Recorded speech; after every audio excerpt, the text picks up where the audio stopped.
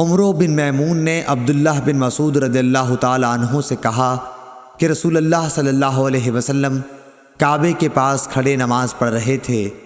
قریش اپنی مجلس میں قریب ہی بیٹھے ہوئے تھے۔ اتنے میں ان میں سے ایک قریشی بولا، اس ریاکار کو نہیں دیکھتے؟ کیا کوئی ہے جو فلاں قبیلے کے ذبح کیے ہوئے اونٹ کا گوبر، خون اور اوجڑی اٹھا لائے، پھر یہاں انتظار کرے؟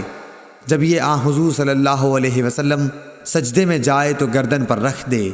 چنانچہ اس کام کو انجام دینے کے لیے ان میں سے سب سے زیادہ بدبخت شخص اٹھا، اور جب آپ سجدے میں گئے تو اس نے آپ کی گردن مبارک پر یہ غلاظتیں ڈال دیں۔ حضور صلی اللہ علیہ وسلم سجدے ہی کی حالت میں سر رکھے رہے۔ مشرکین یہ دیکھ کر ہنسے اور مارے ہنسی کے ایک دوسرے پر لوٹ پوٹ ہونے لگے۔ ایک شخص غالباً ابن مسعود رضی اللہ تعالی عنہ حضرت فاطمہ رضی اللہ تعالی عنہ کے پاس آئے۔ وہ ابھی بچی تھیں۔ آپ دوڑتی ہوئی آئیں۔ حضور صلی اللہ علیہ وسلم اب بھی سجدہ ہی میں تھے۔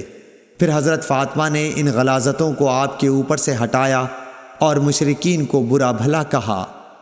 حضور صلی اللہ علیہ وسلم نے نماز پوری کر کے فرمایا، یا اللہ قریش پر عذاب نازل کر، یا اللہ قریش پر عذاب نازل کر، یا اللہ قریش پر عذاب نازل کر۔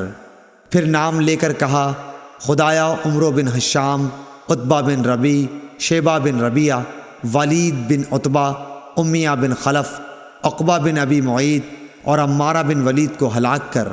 عبداللہ بن مسعود رضی اللہ تعالی عنہ نے کہا، اللہ کی قسم میں نے ان سب کو بدر کی لڑائی میں مقتول پایا۔ پھر انہیں گھسیٹ کر بدر کے کنویں میں پھینک دیا گیا۔